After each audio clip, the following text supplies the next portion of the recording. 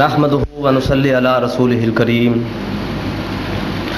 اما بعد فاعوذ بالله من الشيطان الرجيم بسم الله الرحمن الرحيم قل هذه سبيلي ادعو الى الله على بصيرة انا ومن اتبعني وسبحان الله ما انا من المشركين. وقال الله عز وجل في سورة السجدة ومن أحسن قولا ممن دعا إلى الله وعمل صالحا وقال إنني من المسلمين. ولا تستوي الحسنة ولا السيئة ادفع بالتي هي أحسن فإذا الذي بينك وبينه عداوة كأنه ولي حميم وما يلقاها إلا الذين صبروا وما يلقاها إلا ذو حظ عظيم. صدق الله العظيم. رب اشرح لي صدري ويسر لي أمري واحلل عقدة من لساني يفقهوا قولي. اللهم أحسن عاقبتنا في الأمور كلها وأجرنا من خزي الدنيا وعذاب الآخرة. آمین یا رب العالمین. جیسا کہ آپ کے علم میں ہے، مجھے ابھی آپ کے سامنے داعی کے مطلوبہ اوصاف اس موضوع پر کچھ باتیں رکھنی ہیں. میں نے سہولت کے لیے اس موضوع کو دو حصوں میں تقسیم کیا ہے. ایک داعی کے وہ اوصاف ہیں جن کا تعلق کہ اس کے فکر اور اس کے شعور سے ہے. آپ کہہ سکتے ہیں کہ داعی کے فکری اوصاف. اور دوسرے وہ اوصاف ہیں کہ جو عملی اوصاف ہیں، جو کہ نظر آتے ہیں. تو ایک فکری اوصاف اور ایک عملی اوصاف. جہاں تک فکری اوصاف کا تعلق ہے، جس کا تعلق انسان کی فکر اور اس کے شعور سے ہے، اس کے لیے میں نے عنوان بنایا ہے سورہ یوسف کی آیت نمبر 108 کو. قل ھذہ سبیلی ادعو الی اللہ. اے نبی ان سے کہیے صلی اللہ علیہ وسلم کہ میرا راستہ تو یہ ہے کہ میں بلاؤں اللہ کی طرف. علی بصیرۃ انا ومن اتبعنی. میں یہ کام پورے شعور کے ساتھ کر رہا ہوں، علی وجہ البصیرہ کر رہا ہوں. کوئی جذباتی قسم کا معاملہ نہیں ہے، کوئی وقتی قسم کا معاملہ نہیں ہے. پورے شعور کے ساتھ میں یہ کام کر رہا ہوں، اور وہ بھی یہ کام کرے گا جو کہ میری پیروی کرنے والا ہے، میری اتباع کرنے والا ہے. وسبحان اللہ، اور اللہ پاک ہے. ما انا من المشرکین، میں اس کے ساتھ کسی کو شریک کرنے والا نہیں ہوں. اسی طرح جو عملی اوصاف ہیں اس کے لیے میں نے آپ کے سامنے سورہ حمیم سجدہ کی آیت نمبر 33، 34 اور 35 تلاوت کی. پہلے میں آ رہا ہوں فکری اوصاف کی طرف. ایک داعی میں فکری اعتبار سے جو پہلا وصف ہونا چاہیے وہ یہ ہے کہ اس کے ذہن پر اس دعوت کے عمل کی اہمیت پوری طرح سے آشکارا ہو. اس کے فکر میں، اس کی سوچ میں یہ بات بیٹھی ہوئی ہو کہ یہ دعوت دین کا عمل کوئی اضافی نیکی نہیں ہے. یہ دعوت دین کا عمل میرے اوپر اسی طرح سے فرض ہے جس طرح سے کہ نماز پڑھنا فرض ہے. نماز پڑھنے کو آج ہم فرض سمجھتے ہیں. ذرا کبھی غفلت ہوتی ہے اور انسان کو احساس ہوتا ہے کہ غافل ہوں، جو ہی اللہ کی طرف رجوع کرتا ہے نمازیں شروع کر دیتا ہے. لیکن آج امت کی اکثریت دعوت دین کو اپنا فرض نہیں سمجھ رہی. تو پہلی بات جو کہ فکر شعور کے اندر بیٹھی ہونی چاہیے وہ یہ ہے کہ یہ دین کی دعوت یہ کوئی اضافی نیکی نہیں ہے، بلکہ یہ ہمارا فرض عین ہے. اللہ تعالیٰ نے ہمیں دنیا میں بھیجا ہی اسی لیے ہے. کنتم خیر امۃ اخرجت للناس تأمرون بالمعروف وتنہون عن المنکر. تم بہترین امت ہو اور تمہیں اللہ نے برپا کیا ہے لوگوں کے لیے. تم نے بتانا ہے لوگوں کو کہ اللہ تعالیٰ کی تعلیمات کیا ہے، اس کی ہدایت کیا ہے. تم نیکی کا حکم دیتے ہو، نیکی کی ترغیب دیتے ہو، نیکی کا مشورہ دیتے ہو، اور تم برائی سے روکتے ہو، اور تم ہو جو کہ اللہ پر ایمان رکھتے ہو. ہم تو جیتے ہیں کہ دنیا میں تیرا نام رہے. کہیں ممکن ہے کہ ساقی نہ رہے، جام رہے. تو ہم تو اس دنیا میں آئے اس لیے ہیں اللہ تعالیٰ کی جو معرفت کی اور اللہ تعالیٰ پر ایمان کی، اس کی قربت کی جو شراب ہے وہ ہم نے لوگوں گردش میں لانی ہے، وہ ہم نے لوگوں کے سامنے پیش کرنی ہے. لہذا پہلی چیز وہی بات جو کہ آپ کے سامنے اکثر و بیشتر آتی رہتی ہے سورۃ البقرہ کی آیات کے حوالے سے بھی، کہ کذالک جعلناکم امۃ وسطا لتکونوا شہداء علی الناس ویکون الرسول علیکم شہیدا. تمہیں بہترین امت بنایا ہے تاکہ تم گواہ بنو لوگوں پر اور رسول گواہ بنے تم پر. اس سے پہلی جو امتیں تھیں ان سے صرف یہ حساب ہوگا کہ تم نے کیا کیا، عمل کیا کہ نہیں کیا. لیکن ہمارا حساب مشکل ہے. ہمارا ساتھ یہ بھی ہوگا کہ ہم نے بات دوسروں تک پہنچائی کہ نہیں پہنچائی، ہم نے شہادت علی الناس کا فریضہ ادا کیا کہ نہیں کیا.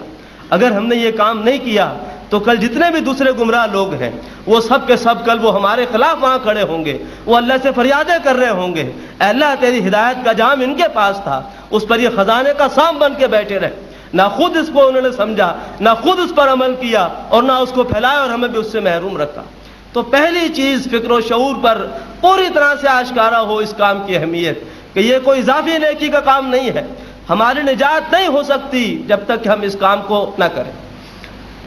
دوسری بات، دوسرا وصف فکری اعتبار سے وہ ہے کہ انسان اگر غور و فکر کرے تو اس کے دل سے شکر کے جذبات نکلنے چاہیے. یہ اللہ تبارک و تعالیٰ کا احسان ہے کہ اس نے تمہیں اس کام کے لیے چنا. یا ایھا الذین آمنوا جاہدوا فی اللہ حق جہادہ ھو اجتباکم، اے لوگوں جو کہ ایمان کے دعوے دار ہو، اللہ کے دین کے لیے جد و جہد کرو، اللہ کی راہ میں محنت کرو جیسا کہ اس کی راہ میں محنت کرنے کا حق ہے. کیوں؟ ھو اجتباکم، اس نے تمہیں چنا ہے، تمہارا اپنا کوئی کمال نہیں تھا.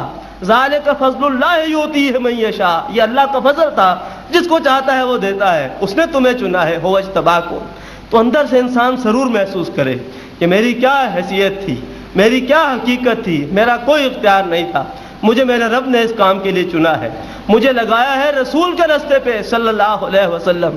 رسول سے کہا گیا کل ھذہ سبیلی، اے نبی ان سے کہیے کہ یہ میرا راستہ ہے. اس راستے پہ اللہ نے ہمیں لگایا ہے. حضور فرماتے ہیں صلی اللہ علیہ وسلم بلغوا انی ولو آیۃ، پہنچاؤ میری طرف سے، یہ میرا کام ہے، یہ میرا مشن ہے. اگر تم قرآن کی ایک آیت کو آگے پہنچا رہے ہو تو تم میرے دست و بازو بن رہے ہو، تم میرے ساتھ شریک ہو رہے ہو. کتنی بڑی ہمارے لیے سعادت ہے. تو دل سے شکر کے جذبات جو ہے شکر کے چشمے یہ پھوٹنے چاہیے. پھر مزید ہم اس تحریک والوں پر اللہ تبارک و تعالیٰ کا احسان کہ کوئی فرقہ وارانہ دعوت لے کر نہیں اٹھے ہیں. قرآن کی دولت اللہ نے دی ہے، بات قرآن کے ذریعے سے کر رہے ہیں. ایمان کی دعوت تو قرآن کے ذریعے سے دے رہے ہیں، عمل کی دعوت تو قرآن کے ذریعے سے دے رہے ہیں. یہ قرآن کی وہ نعمت جس کے بارے میں اللہ نے خود فرمایا فَلِذَٰلِكَ فَلْيَفْرَحُوا، چاہیے کہ اس پہ خوشیاں منائیں، یہ بہت بڑا خزانہ ہے.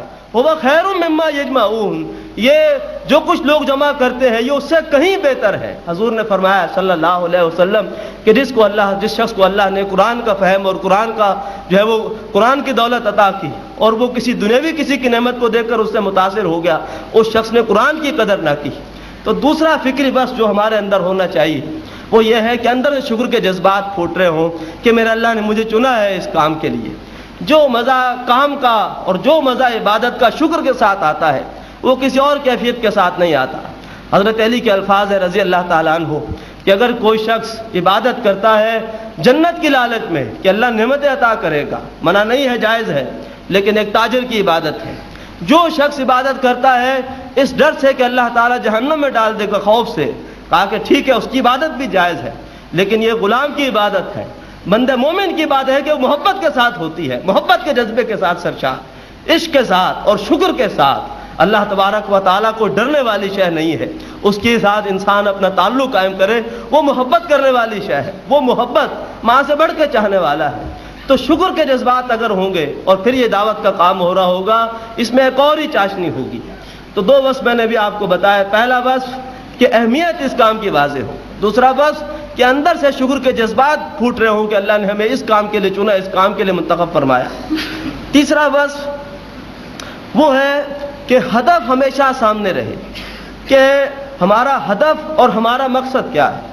ہم اس دعوت کا کام کو اس لیے کر رہے ہیں تاکہ ہم نوع انسانی کو، ان اللہ تعالیٰ کی عیال کو، یہ الخلق و عیال اللہ، اس کو ہم جہنم کی آگ سے بچا لیں. لہذا یہ پیش نظر ہدف ہو کہ ہم نے لوگوں کو جہنم کی آگ سے بچانا ہے. اس کے لیے مقصد آج یہ بات تفصیل سے آپ کے سامنے آ چکی ہے کہ یہ مقصد صرف تبلیغ سے حاصل نہیں ہوگا، یہ مقصد صرف افراد کو تیار کرنے سے حاصل نہیں ہوگا. ہاں اس کے لیے مقاصد میں اقامت دین بھی شامل ہے. تو اس دعوت کا ہدف، اس دعوت کا مقصد یہ پیش نظر رہنا چاہیے. اگر فکر میں یہ چیز پوری طرح سے فکر میں رچی بسی نہ ہو تو پھر انسان کی گاڑی قدم قدم پہ ہچکولے کھاتی ہے. وہ کسی اور تحریک کے بڑے بڑے اجتماعات کو دیکھ کر ان سے متاثر ہو جاتا ہے، وہ بس سمجھتا ہے نہ جانے ہمارا کام صحیح ہے کہ نہیں ہے. لہٰذا پوری طرح سے ہو کہ ہم نے کوئی جزوی کام نہیں کرنا ہے, کسی جزوی کام پہ مطمئن نہیں ہونا ہے. ہم نے کوشش کرنی ہے, ہمارا مقصد ہے اپنی زندگی میں کہ ہم دین کو غالب کریں. دین کو غالب کریں گے, نظام صحیح ہوگا, تبھی انسانوں کے لیے ممکن ہوگا کہ اس نظام کے تحت وہ اپنے اللہ سے لو لگا سکے اور اپنی آخرت کی نجات کی فکر کر سکے. تو دعوت کا ہدف یہ ذہن میں ہمیشہ رہنا چاہیے. چوتھی بات فکری اعتبار سے وہ ہے کہ انسان غور و فکر کرتا رہے, اپنی دعوت پر بھی, اپنے طریقہ کار پر بھی, اور اس پر پوری طرح سے انشراح حاصل کرے. سوالات پوچھے, جہاں کوئی اشکال ہو وہ معلوم کرے, لیکن پوری طرح سے اپنی فکر, اپنے طریقہ کار, اپنی سوچ پہ انشراح ہونا چاہیے. اس لیے کہ جو دعوت آپ کے اپنے دل کو متاثر نہیں کر سکی, وہ دعوت کسی اور کو متاثر نہیں کر سکے گی. یہ بہت جو ہے وہ انسان کے لیے بڑا اچھا پیمانہ ہے کہ اپنے اندر جھانک کر دیکھے کہ جو بات میں کہہ رہا ہوں کیا اس سے میرا دل متاثر ہو رہا ہے, کیا وہ مجھے ہلا رہی ہے. اگر وہ بات مجھے ہلا رہی ہے تو آپ کو بھی ہلا رہی ہوگی, اور اگر میں خود ہی اس پہ مطمئن نہیں ہوں تو میرا انداز اوپرا اوپرا سا ہوگا. پھر میں جو فضاؤں میں دیکھ دیکھ کے باتیں کر رہا ہوں گا, پھر میں آنکھوں میں آنکھیں ڈال کے اعتماد سے بات نہیں کر سکوں گا. لہٰذا اس دعوت پر پوری طرح سے انشراح ہونا چاہیے. اور پانچواں اور آخری وصف وہ یہ ہے کہ دائی مایوس کن حالات کے لیے پہلے سے تیار رہے. وہ سمجھ لے کہ اس راہ میں دنیوی اعتبار سے جو ہے وہ رد عمل جو ہے وہ انتہائی مایوس کن ہوگا. حضرت نوح علیہ السلام کی مثال ابھی آپ کے سامنے تفصیل سے آ گئی. قرآن حکیم نے باقاعدہ بیان کیا اس کو کہ لقد ارسلنا نوحا الی قومہ فلبث فیہم الف سنۃ الا 50 عاما. ہم نے بھیجا نوح علیہ السلام کو ان کی قوم کی طرف, وہ ان کے درمیان رہے 1000 برس سوائے 50 برس کے. 950 برس تک اس بندے خدا نے دعوت دی, لیکن یہ ہے کہ کیا ہوا, تو اس راہ میں مشکلات اور مایوسیوں کے لیے تیار رہی. سورہ ہود میں آتا ہے کہ ما آمن معہ الا قلیل, حضرت نوح علیہ السلام پر ایمان نہیں لائے مگر بہت تھوڑے سے لوگ. تو لہٰذا اگر آپ یہ سمجھیں کہ ہم یہ کام کریں گے اور لوگ ہمیں ویلکم کریں گے اور لوگ ہمیں کندھوں پر بٹھائیں گے اور زندہ باد کے نعرے لگیں گے, ایسا ہرگز نہیں ہوگا. اگر آپ کا ہدف صحیح ہے اور آپ واقعتاً اپنے مقصد کے تحت دین کے غلبے کے لیے نظام کو تبدیل کرنے کا کام کر رہے ہیں, آپ سمجھ لیجیے کہ استقبال نہیں ہوگا, بلکہ پٹائیاں ہوں گی, طنز ہوگا, استہزاء ہوگا اور مایوسیاں ہوں گی. پہلے سے مایوسیوں کے لیے تیار رہیے, تو اس کے بعد پھر آپ کے کام کی گاڑی رکے گی نہیں. منحصر مرنے پہ ہو جس کی امید, نا امیدی اس کی دیکھا چاہیے. تو یہ 5 فکری اوصاف میں نے بتائے ہیں کہ انسان اپنے اندر جھانک کر دیکھے, اس فریضے کی اہمیت پوری طرح سے انسان پر واضح ہو, اندر سے ساتھ شکر کے جذبات ہو کہ میرے اللہ نے مجھے اس کام کے لیے چنا ہے. نمبر 3, اس کا دعوت کا ہدف اور اس کے لیے مقاصد یہ پوری طرح سے جو ہے وہ ذہن میں انسان کے تازہ رہے. اور چوتھی بات, انسان انشراح حاصل کرے, انسان اندر پوری طور پر مطمئن ہو اپنی دعوت پر, اپنے طریقہ کار پر. اور 5ویں بات یہ ہے کہ انسان پہلے سے تیار رہے کہ مایوسیاں اس راہ کے اندر آئیں گی, اس راہ کے اندر کانٹے آئیں گے, اور میں پہلے سے ان کو جھیلنے کے لیے تیار ہوں. میں ساری کی ساری محنت کر رہا ہوں تاکہ میری آخرت سنور جائے, روز قیامت کی رسوائیوں سے میں محفوظ ہو جاؤں. میرا اصل جو ہے وہ مقصد یہ ہے. یہ 5 فکری اوصاف میں نے آپ کے سامنے بیان کیے. اب اس کے بعد میری گفتگو کا دوسرا حصہ ہے عملی اوصاف. جب اس کام کو کرنا ہے تو عملی طور پہ کیا کریں. 12 بس میں آپ کے سامنے بیان کر رہا ہوں, مزید کو کمی ہو گیا, میرے محترم موجود ہیں, وہ انشاءاللہ اس کو پورا فرما دیں گے. پہلا جو عملی وصف ہے وہ ہے اللہ تبارک و تعالیٰ سے خصوصی تعلق. اس لیے کہ ہمارا کام کرنے کا جذبہ کیا ہے, وہ یہ ہے کہ کسی طرح سے ہم نوع انسانی کو, ان انسانوں کو جہنم کی آگ سے بچا لیں. ہماری اصل خواہش کیا ہے کہ حضور نے فرمایا صلی اللہ علیہ وسلم کہ لوگوں میری اور تمہاری مثال ایسے ہے جیسے کہ تم جہنم کے گڑھے میں گرنا چاہتے ہو اور میں تمہیں پکڑ پکڑ کے بچا رہا ہوں. تو یہی فکر, یہی کڑن ہمیں بھی لگی ہو. لیکن ظاہری بات ہے کہ انسانوں کو تبدیل کرنا یہ ہمارے اختیار میں نہیں ہے, یہ کسی نبی کے اختیار میں نہیں تھا. انک لا تہدی من احببت ولکن اللہ یہدی من یشاء. اے نبی کریم صلی اللہ علیہ وسلم, جس کو آپ چاہیں آپ اس کو ہدایت نہیں دے سکتے, یہ اللہ کا اختیار ہے, جس کو چاہے وہ ہدایت دے. سورہ یوسف میں الفاظ آتے ہیں وما اکثر الناس ولو حرصت بمؤمنین. اے نبی کریم صلی اللہ علیہ وسلم, لوگوں کی اکثریت ماننے والی نہیں ہے, خواہ آپ اس کی کتنی ہی خواہش رکھتے ہوں, خواہ آپ کس کے کتنے ہی طلبگار ہوں, لیکن لوگوں کی اکثریت ماننے والی نہیں ہے. انسانوں کے دل اللہ کے ہاتھ میں ہے, اس کی 2 انگلیوں کے مابین ہے, جس طرف چاہے وہ پھیر دے. لہٰذا اللہ تعالیٰ سے خصوصی تعلق، یہ تعلق جو ہے وہ اپنے لیے بھی ہو اور بنی نوع انسان کے لیے بھی ہو. انسان اللہ سے بھی دعائیں کر رہا ہو، انسان اللہ سے بھی کہے کہ رب اشرح لی صدری ویسر لی امری واحلل عقدۃ من لسانی یفقہوا قولی. اے اللہ تو میرا سینہ بھی کھول دے، تو میری زبان کی گرہ کھول دے تاکہ وہ میری بات کو سمجھ سکے. اور اس کے بعد وہ جو ہے وہ اللہ سے لوگوں کے لیے بھی دعا کر رہا ہو کہ یا مقلب القلوب صرف قلوبنا علی دینک صرف قلوبنا علی طاعتک. اے دلوں کے پھیرنے والے جس کے ہاتھ میں کلی اختیار ہے، تو دلوں کو اپنے دین کی طرف پھیر دے، تو دلوں کو اپنی اطاعت کی طرف پھیر دے. اپنے لیے بھی دعائیں ہوں کہ ربنا افرغ علینا صبرا وثبت اقدامنا وانصرنا علی القوم الکافرین، اور بنی نوع انسان کے لیے بھی دعائیں ہوں. تو اس کے لیے اللہ تعالیٰ سے خصوصی تعلق کی ضرورت ہے. سورہ مزمل میں جب اللہ تبارک و تعالیٰ نے یہ فریضہ نبی کریم صلی اللہ علیہ وسلم پر ڈالا ہے تو اللہ نے فرمایا کہ انا سنلقی علیک قولا ثقیلا، ایک بڑی باری بات ہے جو ہے وہ ہم آپ پر ڈالنے والے ہیں. اس کے بعد اللہ تبارک و تعالیٰ نے پھر اسی کا حکم دیا انا سنلقی علیک قولا ثقیلا ان ناشئۃ اللیل ہی اشد وطئا واقوم قیلا ان لک فی النہار سبحا طویلا واذکر اسم ربک وتبتل الیہ تبتیلا. اے نبی، ہم جانتے ہیں صلی اللہ علیہ وسلم کہ رات کا یہ اٹھنا یہ نفس پر بہت بھاری ہے، لیکن بات کے اعتبار سے وہ بڑا سیدھا وقت ہے، بہت سیدھی بات ہے جو کہ اس وقت نکلتی ہے. اے نبی، ہم جانتے ہیں کہ دن میں بھی آپ کے لیے مصروفیت ہے، دن میں بھی آپ کی مشغولیات ہیں، لیکن ایک اپنے رب کے نام کا ذکر کیجئے اور سب سے کٹ کے اس کے ہو جائیے. رب المشرق والمغرب لا الہ الا هو فاتخذہ وکیلا. کوئی مشرق کا بھی رب ہے، وہی مغرب کا بھی رب ہے، اس کے سوا کوئی معبود نہیں ہے، اسی کو وکیل بنا لیجئے، اسی پر توکل، اسی پہ بھروسہ، اسی پہ اعتماد کیجئے. تو اللہ تبارک و تعالیٰ سے داعی کا خصوصی تعلق، دن بھر محنت ہو لیکن رات کو اللہ کے حضور وہ نام لے لے کر دعائیں کر رہا ہو. محمد الرسول نے نام لے لے کے دعائیں کی ہے کہ اللہ عمر بن حشام یا عمر بن خطاب میں سے کسی ایک کو میری جھولی میں ڈال دے. تو نام لے لے کے دعائیں کیجئے. آپ کے جو رات کی تنہائی کی مناجات ہے، دن کو جو آپ کی محفلوں میں دعوت ہے، اس کے اثرات اس پر لازماً ہوں گے. لہذا اللہ تبارک و تعالیٰ سے داعی کا خصوصی تعلق. دوسرا وصف قرآن سے تعلق، قرآن حکیم سے تعلق. یہ دو اعتبارات سے اہم ہے. ایک ہمارے اپنے اس راہ میں استقامت کے اعتبار سے بھی اہم ہے. قرآن ہے جو کہ ہماری اپنی بیٹری کو چارج کرتا ہے، قرآن ہے جو کہ ہمیں استقامت دے قائم کرے اور قرآن کی بنیاد پر بات کہے. اور اللہ کے رسول کی بشارت ہے کہ جس نے قرآن کی بات پر بنیاد پر دعوت دی اس کو خود تو سیدھے راستے کی ہدایت نصیب ہو گئی. خیرکم من تعلم القرآن وعلمہ، تم میں سے بہترین وہ ہیں جو قرآن سیکھے اور سکھائے. ہم نے کسی مسلک کی دعوت نہیں دینی ہے، ہمیں الجھانے کے لوگ کوشش کریں گے.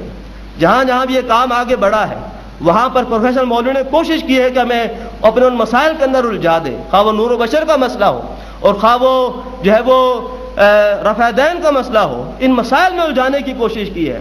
ہم ان مسائل پر کوئی ایشو بنا کر بات نہیں کریں گے. ہماری دعوت کی بنیاد ہوگی قرآن. تو داعی کا یہ بنیادی وصف ہونا چاہیے کہ اس کا قرآن پاک کے ساتھ زندہ تعلق، اس تعلق میں اور قرآن کے فہم میں ایک اضافہ ہوتا رہے. تیسری صفت ہے داعی کا اپنا عمل. اگر اپنا عمل نہیں ہے، آپ کی ساری دعوت وہ بجائے فائدہ مند ہونے کے نقصان دہ. آپ اپنے ساری دعوت کو صفر سے ضرب دے دیں گے اگر آپ خود عمل نہیں کرتے. اس لیے قرآن حکیم نے ڈانٹا ہے اس پر کہ یا ایھا الذین آمنوا لم تقولون ما لا تفعلون کبر مقتا عند اللہ ان تقولوا ما لا تفعلون. اے لوگوں جو ایمان کے دعوے دار ہو، تم کیوں کہتے ہو جو کرتے نہیں ہو. یہ بات اللہ کے غضب کو بھڑکانے والی کہ تم وہ کہو جو کرو نہ. اس کی وجہ کیا ہے؟ ایک شخص خود بے عمل ہے اور دعوت نہیں دے رہا ہے، اس سے کوئی خاص فرق نہیں پڑتا. لیکن ایک شخص ہے جو کہ لوگوں کے سامنے کھڑے ہو کے دین کی دعوت دے رہا ہے اور خود بے عملی کر رہا ہے. اپنے اس طرز عمل سے وہ لوگوں کو دین سے دور کر رہا ہے، وہ دین سے برگشتہ کر رہا ہے. دین والوں پر جو لوگوں کا اعتماد ہے وہ اس کو ٹھیس پہنچا رہا ہے. لہذا اس کو جرم کو چھوٹا موٹا جرم نہیں ہے.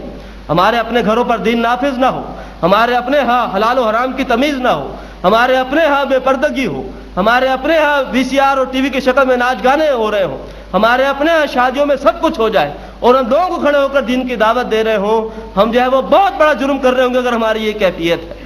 لہذا عمل. قرآن کریم میں اللہ نے یہود کے علماء کو ڈانٹا، کیا تأمرون الناس بالبر وتنسون انفسکم، تم لوگوں کو تو تلقین کرتے ہو نیکی کی اور اپنے آپ کو بھول جاتے ہو. وانتم تتلون الکتاب، حالانکہ تم کتاب کے پڑھنے پڑھانے والے ہو۔ لہذا بہت اہمیت ہے اس انسان کے عمل کی۔ اگر عمل صحیح ہے، آپ بات کر رہے ہوں گے پورے اعتماد کے ساتھ آنکھوں میں آنکھیں ڈال کے، اور جس چیز پہ آپ کا اپنا عمل نہیں ہے، اب آپ جب بات بھی کریں گے تو پھر آپ لوگوں کی آنکھوں میں آنکھیں نہیں ڈالیں گے، پھر آپ فضاؤں کے اندر دیکھ دیکھ کے بات کر کے اور ایک ٹوٹل فارمیلٹی پوری کر رہے ہوں گے۔ لہذا عمل، حضور فرماتے تھے صلی اللہ علیہ وسلم، اوصیکم و نفسی بتقوی اللہ، میں تم کو بھی اور خود اپنے نفس کو وصیت کر رہا ہوں تقوی کی۔ لہذا انی اول المسلمین، میں سب سے پہلے فرما برداری اختیار کر رہا ہوں اللہ کی۔ تو یہ اصل میں کیفیت ہونی چاہیے۔ ابھی جو میں نے آپ کے سامنے آیت تلاوت کی تھی سورہ سجدہ کی، اس میں بھی الفاظ یہی ہے کہ ومن احسن قولا ممن دعا الی اللہ، اس سے بڑھ کے اچھی بات کس کی ہو سکتی ہے جو کہ لوگوں کو بلائے اللہ کی طرف، وعمل صالحا، اور خود بھی اچھا عمل کرے، خود بھی بہترین عمل کرے۔ اچھا عمل ہے تو اس کے ساتھ تبلیغ، یہ نور علی نور ہے۔ عمل صحیح نہیں ہے تو انسان دین کو بدنام کرنے کا جو ہے وہ مجرم ٹھہرے گا۔ پھر اس کے ساتھ ساتھ انسان کی نیت یہ ہو کہ میں اس کام کے لیے ہر قربانی دوں گا میں۔ اگر یہ نیت نہیں ہے تن من دھن لگانے کی، تب بھی انسان دعوت کا حق ادا نہیں کر سکتا۔ لہٰذا اس نیت کے ساتھ، جس کو ہو جان و دل عزیز وہ اس کی گلی میں جائے کیوں، تو چھپا چھپا کے نہ رکھ اسے تیرا آئینہ ہے وہ آئینہ جو شکستہ ہو تو عزیز تر ہے نگاہ آئینہ ساز میں۔ لہذا پوری طرح سے انسان ہر قربانی کے لیے تیار رہے، کوئی بھی پکار آئے گی ہم اس پر لبیک کہیں گے۔ اگر یہ کیفیات داعی کی ہے، عمل کا یہ جذبہ ہے، تو اس کی دعوت کے اثرات لازماً ہوں گے۔ چوتھی صفت عملی اعتبار سے وہ ہے کہ خلق خدا سے محبت، انسان کے دل میں جو ہے وہ انسان دوست ہو، اس کے دل میں لوگوں کے لیے محبت کے اور رحمت کے جذبات ہو، وہ بڑی دل سوزی کے ساتھ یہ چاہ رہا ہو کہ یہ لوگ مان جائیں، یہ لوگ جو ہے وہ اللہ والے بن جائیں، یہ لوگ جہنم کی آگ سے بچ جائیں۔ کوئی دھونس والا انداز نہ ہو، کوئی ڈانٹ ڈپٹ والا انداز نہ ہو، بلکہ یہ ہے کہ بڑی دل سوزی کے ساتھ انسان جو ہے وہ محسوس ہو اس کے پورے سیرت و کردار سے کہ یہ واقعتاً انسان دوست ہے، یہ واقعتاً ہمارا ہمدرد ہے۔ بہت سارے زندگی کے اندر معاملات آتے ہیں، ان معاملات سے اندازہ ہو جاتا ہے کہ انسان کو واقعتاً جو ہے وہ ان سے دوسرے انسانوں سے محبت ہے، یا یہ ہے کہ وہ صرف ایک ٹوٹل اپنا فریضہ پورا کرنے کے لیے جو ہے وہ فارمیلٹی پوری کر رہا ہے۔ لہذا یہ ہے کہ جب بھی ایسا موقع آئے، لہذا آگے بڑھ کے آپ ثابت کریں کہ آپ انسانوں کے خیر خواہ ہیں، آپ انسانوں سے محبت کرنے والے ہیں، آپ ان کے دکھ درد میں شریک ہیں۔ یہ داعی کا وہ وصف ہے جو کہ اس کی دعوت پر بہت گہرے اثرات ڈالتا ہے کہ اصل جو چیز ہے وہ محبت ہونی چاہیے۔ یہاں تک کہ ہمیں نبی کریم صلی اللہ علیہ وسلم کی سیرت سے ملتا ہے کہ اس قدر انسانوں سے محبت تھی کہ وہ انسان جنہوں نے نبی کریم صلی اللہ علیہ وسلم کو انتہائی تکلیفیں پہنچائیں، لیکن آپ ان کے لیے بھی دعائیں کرتے رہے۔ آپ کو طائف کا واقعہ یاد ہے کہ طائف سے جب نکلے ہیں تو کیا حضور کی کیفیت تھی صلی اللہ علیہ وسلم، لیکن جب اللہ نے فرشتے کو بھیجا ہے ملک الجبال کو، اور اس نے کہا ہے کہ آپ میں دونوں پہاڑوں کو ٹکرا دوں، ان کو میں پیس کے رکھ دوں، اللہ کے رسول نے فرمایا نہیں صلی اللہ علیہ وسلم، ممکن ہے کہ ان کی نسلوں میں سے کوئی لوگ ہو جو کہ ایمان قبول کر لے۔ میں نے بھی آپ کے سامنے جو آیات پڑھی تھی سورہ سجدہ کی، اس میں بھی آگے الفاظ یہی آتے ہیں کہ وَلَا تَسْتَوِي الْحَسَنَةُ وَلَا السَّيِّئَةُ، نیکی اور بدی برابر نہیں ہے، ادفع باللتی ہے یا احسن، تم برائی کا بدلہ اچھائی سے دو، فَإِذَا الَّذِي بَيْنَكَ وَبَيْنَهُ عَدَاوَةٌ كَأَنَّهُ وَلِيٌّ حَمِيمٌ، تو وہ شخص کے جس کے اور تمہارے درمیان عداوت ہے وہ ایسے ہو جائے گا جیسے کہ گرم جوش دوست۔ تو آپ کو اپنے دشمنوں سے بھی محبت ہے، اس لیے کہ آپ چاہتے یہ ہے کہ اللہ کا یہ بندہ جہنم کی آگ سے بچ جائے۔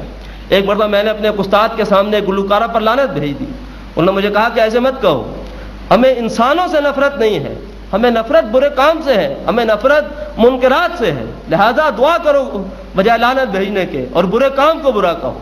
تو انسانوں سے محبت، وہ لوگ جو کہ دوسروں پر شرک کا فتویٰ لگاتے ہیں اور مشرک کا فتویٰ لگاتے ہیں، یا گستاخ رسول کو کافر کا فتویٰ لگاتے ہیں، بہت بڑا ظلم کرتے ہیں نوع انسانی پر۔ کسی نبی کسی رسول نے آتے کسی پر کوئی شرک اور کفر کا فتویٰ نہیں لگایا، بڑے دل سوزی کے ساتھ، کبھی تنہائی میں اور کبھی محفل میں۔ ابھی آپ کے سامنے عارف رشید صاحب نے حضرت نوح علیہ السلام کی دعوت کا نقشہ آپ کے سامنے کھینچا ہے کہ کس کس طریقے پر وہ لوگوں کو سمجھاتے ہیں۔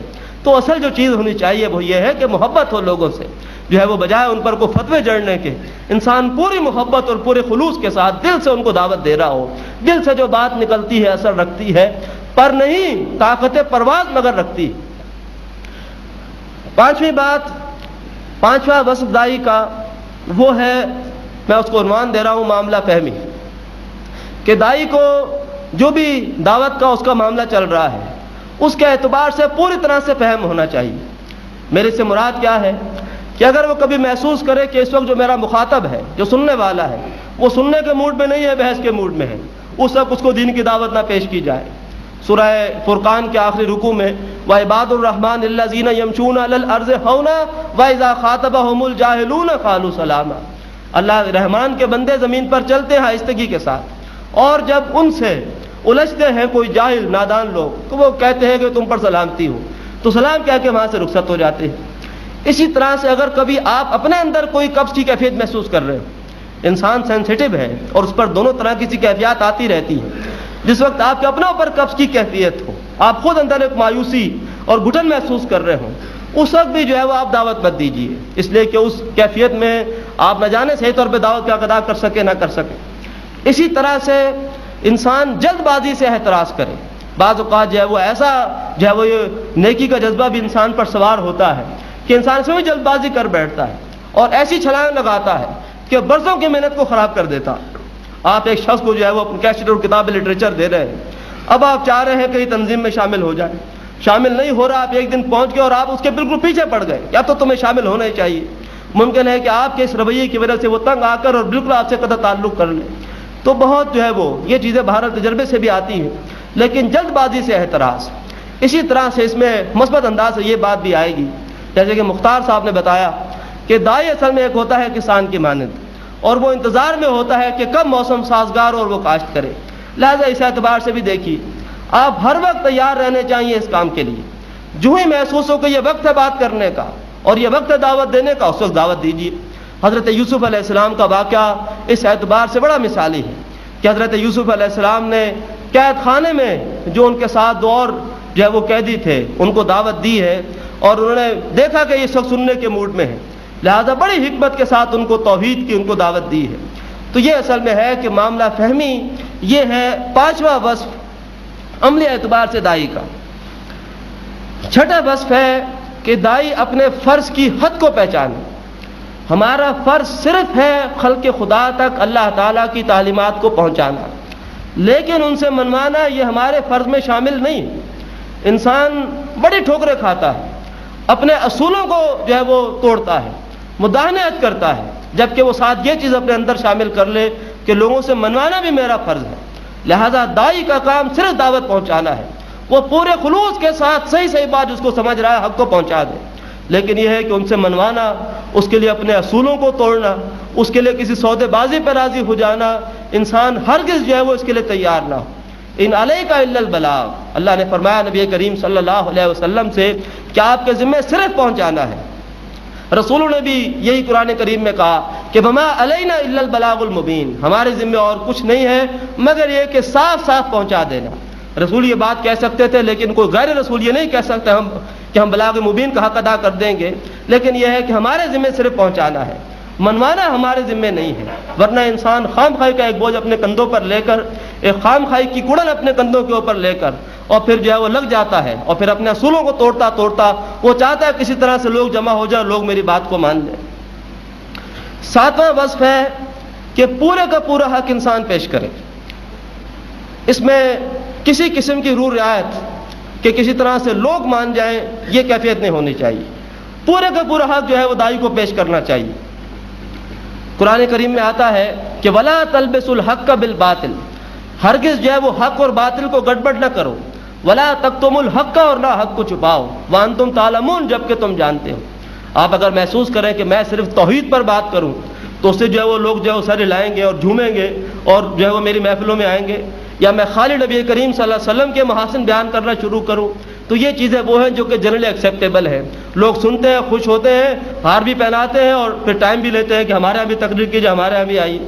لیکن یہ ہے کہ آپ اگر ان کے سامنے نہی المنکر کا فریضہ ادا کریں گے، آپ ان کو ان کی حرام کاریوں کے اوپر متنبہ کریں گے، آپ ان کو اگر پردے کے احکامات بتائیں گے، آپ ان کو جو ہے وہ برائیوں سے روکیں گے، تو تب لوگ آپ کی بات کو خوشی خوشی نہیں سنیں گے، آپ کے جلسے بڑے نہیں ہوں گے، آپ کی محفلیں زیادہ نہیں گرمائیں گی۔ لیکن جنرلی ایکسیپٹیبل باتیں نہیں کرنی ہیں، ہم نے باتیں کرنی ہے بالکل صحیح، بالکل پورے کا پورا حق بتانا ہے، کسی حق کو چھپانا نہیں ہے تاکہ بھیڑ جمع ہوتی رہے اور بڑے بڑے چندے ہیں جو کہ آتے رہے. نہیں، ہم نے بالکل پوری قرآن کریم میں اللہ نے اس بات کو 2 مرتبہ بیان کیا.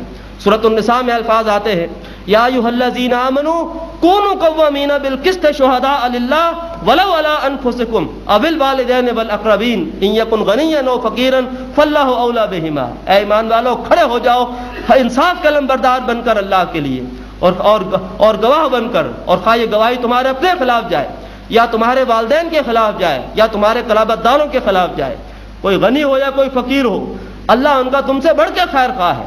لہذا حق کو چھپانا یا جھوٹی گواہی دینا کہ کسی طرح جو ہے وہ کسی کی میں خیر خواہی کر لوں، اس قسم کا کام نہ کرو. وَإِن تَلْوُوا وَتُعْرِضُوا فَإِنَّ اللَّهَ بِمَا تَعْمَلُونَ خَبِيرٌ فَإِنَّ اللَّهَ كَانَ بِمَا تَعْمَلُونَ خَبِيرًا. اگر تم نے معاملے میں جان بوجھ کے پیچیدگی پیدا کی اور تم نے اگر حق سے اعراض کیا تو جو کچھ تم کر رہے ہو اللہ کو اس کی خبر ہے. تھوڑے سے الفاظ کی تبدیلی کے ساتھ سورۃ المائدہ میں یا ایھا الذین آمنوا کونوا قوامین للہ بالقسط کونوا قوامین للہ شہداء بالقسط. اے لوگوں جو ایمان لائے ہو، کھڑے ہو جاؤ اللہ کے لیے حق کے علمبردار بن کر، حق کی گواہی دینے والے، انصاف کی گواہی دینے والے بن کر. ولا یجرمنکم شنآن قوم علی الا تعدلوا. اور تمہیں کسی قوم کی دشمنی اس بات پر آمادہ نہ کرے کہ تم عدل نہ کرو. اعدلوا، عدل کرو. هو اقرب للتقوی، یہی تقوی کے زیادہ قریب ہے. ان اللہ خبیر بما تعملون. جو کچھ تم کر رہے ہو اللہ تعالیٰ کو اس کی خبر ہے. وَإِذَا قُلْتُمْ فَعْدِلُوا. سورہ نام میں الفاظ آتے ہیں جب بات کہو سیدھی بات کہو، عدل والی بات کہو.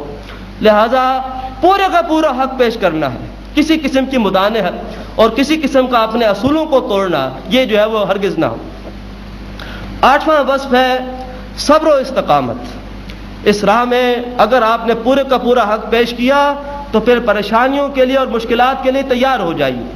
حضرت لقمان کے الفاظ ہیں وَأْمُرْ بِالْمَعْرُوفِ وَانْهَ عَنِ الْمُنْكَرِ وَاصْبِرْ عَلَىٰ مَا أَصَابَكَ. نیکی کا حکم دو، برائی سے روکو اور پھر تیار ہو جاؤ، صبر کرو اس چیز پر جو کہ آئے.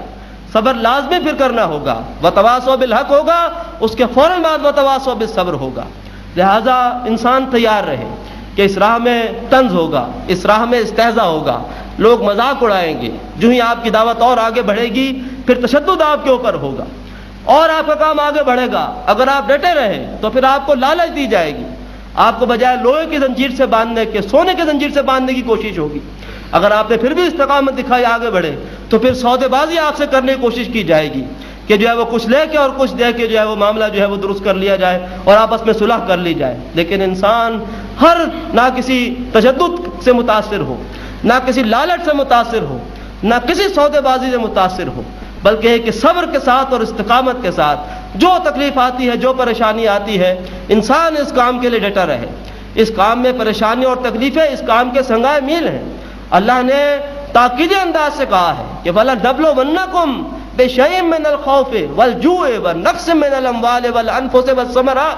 ہم تمہیں لازماً آزمائیں گے، تمہاری آزمائش لازماً ہوگی، بھوک سے اور خوف سے اور پھلوں کے نقصان سے اور جانوں کے نقصان سے. وَبَشِّرِ الصَّابِرِينَ. بشارت صبر کرنے والوں کے لیے. ام حسبتم ان تدخلوا الجنہ ولما یاتکم مثل الذین خلوا من قبلکم مستهم الباساء والضراء وزلزلوا حتى يقول الرسول والذین آمنوا معه متى نصر اللہ الا ان نصر اللہ قریب. کیا سمجھتے ہو کہ ایسی جنت میں داخل ہو جاؤ گے حالانکہ ابھی تم پر وہ حالات نہیں گزرے جو کہ تم سے پہلے لوگوں پر گزرے تھے. مستهم الباساء والضراء. انہیں آ پکڑا تکلیفوں نے اور پریشانیوں نے اور ان کو جھنجھوڑا گیا. وزلزلوا. وہ ہلا مارے گئے یہاں تک کہ اللہ کے رسول کیا اٹھے کہ اللہ کی مدد کب آئے گی اور ان کے ساتھ اہل ایمان پکار اٹھے آگاہ ہو جاؤ کہ اللہ کی مدد قریب ہے. تو لہذا صبر اور استقامت یہ جو ہے وہ پہم اس کام کو کرتے رہنا کیسے بھی حالات ہوں. بہار ہو کہ خزاں لا الہ الا اللہ. انسان حالات سے متاثر نہ ہو، کیسے بھی حالات ہو، اپنے اصولوں کے ساتھ انسان اس کام کو جاری رکھے. اس کے لیے انسان جو ہے وہ تیار رہے. نواں وصف ہے کہ دائی ہر وقت اپنے آپ کو دائی محسوس کرے. آپ جہاں کاروبار کر رہے ہیں، جہاں کام کر رہے ہیں، وہاں پہ آپ اس وقت ایک تحریک کے نمائندہ ہیں. آپ کی ذرا سی غیر سنجیدگی یا آپ کی ذرا سی کوئی بھی عملی اس پوری کی پوری تحریک کو بدنام کرنے کا جو ہے وہ سبب بن سکتی ہے. لہذا انسان پوری جو ہے وہ سنجیدگی کے ساتھ اس کام کو کرے. پھر یہ ہے کہ اس کام کے تقاضے یہ ہیں کہ اس میں آپ کو جو ہے وہ عزیمت کی راہ اختیار کرنی ہوگی. بہت ہی پیاری کتاب ہے مولانا وحید الدین خان صاحب کی قرآن کا انسان مطلوب، ایک تحریر ان کی اس وقت آپ اگر پڑھ لیجئے اور ایک تحریر ان کی اس زمانے کی پڑھ لیجئے، زمین و آسمان کا فرق ہے۔ اس وقت انہوں نے اس جد و جہد کو، اس کام کو چھوڑا، اس وقت ان کی تحریر کسی اور ہی انداز کی ہے۔ اور سن 61 62 63 میں انہوں نے کچھ تقریریں کی تھی جب جماعت اسلامی کے اندر شامل تھے، وہ ان کی تقریریں پڑھیے، ساری کی ساری جمع ہے قرآن کا انسان مطلوب نامی کتابچے میں۔ اس میں کیا جوش اور کیا ولولہ اور کیا ہلانے والی تحریریں ہیں۔ اس میں انہوں نے جو ہے وہ سبب بتایا ہے کہ لوگ اس کام میں، دین کے کام میں، تحریک کے کام میں آگے کیوں نہیں بڑھتے۔ اس میں انہوں نے بتایا ہے کہ اس میں جو سمجھا ہوں حضور کے ارشاد کے مطابق سب سے بڑا فتنہ یہ مال ہے، اس کی محبت ہے جو کہ آگے آنے نہیں دیتی۔ پھر اس کے بعد انہوں نے زہد کی تلقین کی ہے، کہا کہ زہد یہ نہیں ہے کہ انسان لذات دنیا سے کنارہ کشی اختیار کر لے، یہ ایک فطری کیفیت ہے جو دل کے اندر پیدا ہوتی ہے کہ دل سے مال کی محبت نکل جاتی ہے، انسان پھر بہت کچھ جو کہ وہ حاصل کر سکتا ہے اس کو چھوڑتا ہے۔ وہی انہوں نے بتایا کہ جو دین کے دائی ہیں ان کو بھی اس اعتبار سے زہد اختیار کرنا چاہیے، ان کو بھی اس اعتبار سے بہت ساری چیزیں ان کو چھوڑنی پڑیں گی جو کہ ویسے جائز ہے، لیکن یہ ہے کہ اگر دعوت کے کام کو آگے بڑھانا ہے تو قربانیوں کی مثالیں پیش کرنی ہوں گی۔ انہوں نے ایک واقعہ بیان کیا ہے، انہوں نے بلکہ مثال دی ہے کہ میں اگر تقریر کے لیے فلاں جگہ جاتا ہوں اور مطالبہ کرتا ہوں کہ میرے لیے آرام دہ قسم کی سواری کا انتظام کیا جائے تاکہ میں پورے سکون کے ساتھ وہاں پہنچوں فریش اور وہاں جا کر میں اچھی تقریر کر سکوں، تو انہوں نے کہا کہ میرا یہ مطالبہ ہرگز ناجائز نہیں ہے، جائز ہے، لیکن اگر مجھے کوئی عذر نہیں ہے اور میں عام سواری کے ساتھ، عام لوگوں کے ساتھ چلتا ہوا جلسہ گاہ تک جاؤں اور وہاں پر جا کر اس تھکن کی کیفیت میں اپنے جگر کے ٹکڑے لوگوں کے سامنے پیش کروں، تو وہ جو میری تقریر ہوگی ممکن ہے زیادہ مربوط نہ ہو، ممکن ہے کہ اس میں وہ اس قسم کی علمیت نہ ہو جو کہ پہلی تقریر میں ہو سکتی تھی، لیکن یہ زیادہ مؤثر ہوگی۔ تو یہ ہے کہ داعی کو عزیمت کی راہ اختیار کرنی چاہیے، ایسی باتیں، ایسا لباس، ایسی تراش خراش جو کہ اس دعوت کے کام میں رکاوٹ بنتی ہو اس کو چھوڑنا چاہیے۔ ہمارے اپنے ایک دوست ہیں جو کہ قرآن کا درس بھی دیتے ہیں، تنظیم میں شامل ہیں، ان سے میری اکثر بحث ہوتی ہے۔ ایک طرف وہ درس دیتے ہیں، اس کے ساتھ اپنے دفتر جاتے ہیں تو پوری طرح سے کٹ میں ہوتے ہیں، جو ہے وہ پینٹ اور قمیض اور بال بڑے بنے ہوئے، سر ننگا، چشمہ پہنا ہوا، کلر گلاسز سب۔ اب تو خیر وہ ایسا ایسا کچھ پیچھے ہٹ رہے ہیں۔ تو میں نے ان سے کہا کہ آپ کا یہ لباس، میں نہیں کہتا کہ یہ ناجائز ہے، لیکن یہ ہے کہ آپ کے اس لباس سے آپ کا دینی رنگ ظاہر نہیں ہوتا، جبکہ داعی کو اپنا دینی رنگ پیش کرنا چاہیے۔ وہ بحث کرتے رہے کہ یہ ناجائز تو نہیں ہے، ساتر ہے، یہ وہ ہے۔ میں نے کہا اچھا آپ اسی لباس کو پہن کر جا سکتے ہیں اس مسجد میں جہاں آپ درس دیتے ہیں، اسی حلیے میں جا کے وہاں پہ درس دیں۔ انہوں نے کہا میں درس نہیں دے سکتا اس حلیے میں۔ تو کوئی بھی ایسی چیز جس سے کہ آپ سمجھتے ہو کہ میری دعوت پر اس کا اثر پڑے گا، آپ کی داڑھی جو ہے وہ بڑی نہیں ہے، چھوٹی ہے، یہ جو ہے وہ کوئی دین کا رنگ نہیں ہے۔ انسان جو ہے وہ اسی فیشن داڑھی کے ساتھ ٹوپی پہن کے مسجد میں آ جائے، دینی رنگ اختیار کر لے، اسی فیشن داڑھی کے ساتھ وہ باہر نکل جائے، عام محفل میں چلا جائے، انہی کا رنگ اختیار کر لے۔ تو داعی کا دین کا رنگ ہونا چاہیے، ہر وقت اپنے آپ کو داعی سمجھیے۔ پھر مزید یہ ہے کہ آپ کے ساتھ کوئی کمزوری نہ ہو، بعض کمزوریاں ہوتی ہیں جو کہ اس کام میں رکاوٹ بن سکتی ہے۔ مثال کے طور پر بعض لوگوں کی کمزوری ہوتی ہے کہ وہ چائے کے بغیر رہ نہیں سکتے۔ امیر محترم نے حکم دیا کہ سڑک پر آ کے بیٹھنا ہے اور دھرنا دے کے بیٹھنا، اٹھنا نہیں ہے، ایگزام کا وقت اللہ کرے کہ آ جائے، اب جو ہے وہ سر میں درد ہو رہا ہے کہ چائے نہیں پی، میں ذرا چائے پی کے آتا ہوں۔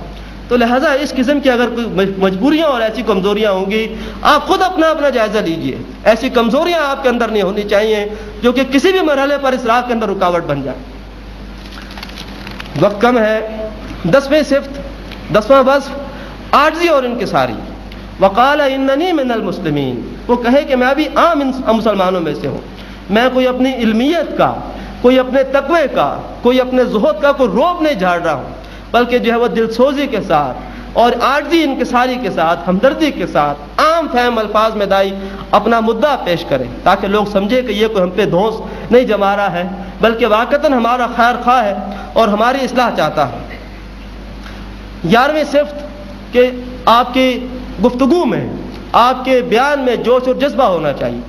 مسلم شریف کی روایت میں آپ کو سنا رہا ہوں، نبی کریم صلی اللہ علیہ وسلم جب آپ خطبہ ارشاد فرماتے تھے تو رفتہ رفتہ آپ کی آنکھیں سرخ ہو جاتی تھیں، آپ کی آواز بھاری ہو جاتی تھی، آپ کا جوش تیز ہو جاتا تھا اور ایسے محسوس ہوتا تھا جیسے آپ بتا رہے ہیں کہ ابھی ایک لشکر ہے جو کہ حملہ کرنا چاہتا ہے۔ تو لہٰذا دعوت کے اندر جوش ہونا چاہیے، انسان آنکھوں میں آنکھیں ڈال کر اور پورے جوش کے ساتھ محسوس ہو کہ یہ واقعتاً اپنی بات کو سمجھانا چاہتا ہے، یہ اپنی بات کو منوانا چاہتا ہے، کوئی اس کا اوپرا اوپرا سا انداز نہیں ہے کہ فارمیلٹی پوری کر رہا ہے، فضاؤں کے اندر دے کر یہ اپنی باتیں کر رہا ہے، بلکہ محسوس ہو کہ یہ پوری طرح سے اس وقت یہ چاہ رہا ہے کہ میری بات کنوے ہو جائے، میرا میسج کنوے ہو جائے۔ تو یہ کیفیت آپ کی دعوت میں جوش و خروش ہونا چاہیے۔ 12واں وصف علم اضافہ۔ ہم نے نظام کی تبدیلی کے لیے محنت کرنی ہے، ہم نے اس کے لیے معاشرے کے ذہین ترین طبقات کو جو ہے مخاطب کرنا ہے۔ لہذا اپنے علم میں مسلسل اضافہ کرتے رہیں، اپنا لٹریچر مسلسل پڑھتے رہیں، بار بار پڑھنے سے بار بار جو ہے وہ نقطے کھلیں گے۔ الحمدللہ کہ ہمارا لٹریچر یہ بڑا جو ہے وہ خزانہ ہے، جب بھی دوبارہ پڑھا کسی کتاب کو کچھ نئی باتیں ہیں جو کہ ملتی ہیں۔ پھر مزید یہ ہے کہ اور اپنے علم میں اضافہ کریں تاکہ نئے نئے دلائل کے ساتھ اپنے موقف کو پیش کر سکیں، نئی نئی مثالوں کے ساتھ اپنی بات کو بیان کر سکیں۔ جیسے قرآن کریم میں آتا ہے کہ ہم نے اپنی آیات کو گردش دی ہے، مختلف اسلوبوں سے سمجھایا ہے۔ انبیاء اکرام اپنی باتوں کو مختلف انداز سے سمجھاتے تھے کہ شاید یہ اس طرح سے سمجھ جائیں، شاید یہ اس طرح سے سمجھ جائیں۔ لہذا اپنے علم میں اضافہ کر کے نئے دلائل، نئے اسلوب کے ساتھ اس دعوت کو، اس کام کو جو ہے وہ لوگوں کے سامنے پیش کیا جائے۔ پھر مزید یہ ہے کہ دائیں بائیں کا بھی علم رکھا جائے، اور کون سی تحریکیں ہیں، اور کون ہے جو کہ لوگ یہ کام کر رہے ہیں، ان کی کیا سوچ ہے، ان کے ذہن میں کیا کیا باتیں ہیں۔ جب ان سے ہماری کوئی بات ہو جائے، ان کے سامنے دعوت پیش کرنی ہو تو ہمیں پہلے سے پتہ ہو کہ اس کے ذہن میں کیا باتیں ہیں، کیا جو ہے وہ اشکالات ہیں کہ جن کو میں دور کروں۔ آخری بات کی طرف آ رہا ہوں، اور وہ ہے کہ اپنا محاسبہ۔ ایک طرف یہ بات بالکل صحیح ہے کہ ہمیں اس کی پرواہ نہیں کرنی ہے کوئی مانتا ہے کہ نہیں مانتا، ہماری اصل جو سوچ ہے وہ یہ ہے کہ ہمیں آخرت میں نجات مل جائے، کوئی مانے یا نہ مانے۔ لیکن اپنا جائزہ لے کہ ایسا تو نہیں ہے کہ میری اپنی دعوت میں کوئی ایسی کمی ہے، یا میرے اپنے سیرت و کردار میں کوئی ایسی کمی ہے جس کی وجہ سے کہ لوگ نہیں مان رہے ہیں۔ تو لہٰذا یہ انسان اپنا جائزہ لیتا رہے۔ پھر مزید یہ ہے کہ اپنے اخلاص کو بھی جو ہے وہ دیکھتا رہے کہ واقعتاً میں مخلص ہوں، میں یہ ساری محنت کس کام کی، کس نیت سے کر رہا ہوں، اس میں اللہ کی رضا کے سوا کوئی اور مقصود تو شامل نہیں ہے۔ خاص طور پر وہ لوگ جو کہ تقریریں کرتے ہیں، مجمع کے اندر جو ہے وہ دعوت پیش کرتے ہیں، وہ بڑے نازک مقام پر ہوتے ہیں۔ ایک طرف تو یہ خواہش ہوتی ہے کہ اتنے لوگ مجھے سننے کے لیے آئیں گے، میں پوری طرح سے تیاری کر کے جاؤں تاکہ میں صحیح طریقے پہ ان کے سامنے بات رکھ سکوں، لیکن ساتھ یہ بھی اندیشہ ہو کہ میں اچھی بات کروں تاکہ لوگ تعریف کریں۔ تو لہٰذا یہ ایک پل صراط ہے کہ جس پہ انسان کھڑا ہوتا ہے۔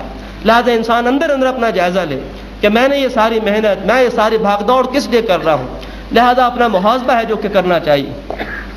آخر میں علامہ اقبال کا بڑا پیارا شعر آپ کو ہدیہ کر رہا ہوں، اس لیے کہ اس کام کے لیے بہرحال ایک کوشش پہم چاہیے، اور اسی کا ذکر ان کے اس شعر میں ہے کہ جنت تیری پنہا ہے تیرے خون جگر میں، جنت تیری پنہا ہے تیرے خون جگر میں، اے پے کرے گل کوشش پہم کی جزا دیکھ۔ اللہ تعالی ہمیں کوشش پہم کرنے کی توفیق عطا فرمائے۔ اقول قولی ھذا واستغفر اللہ لی ولکم ولسائر المسلمین والمسلمات۔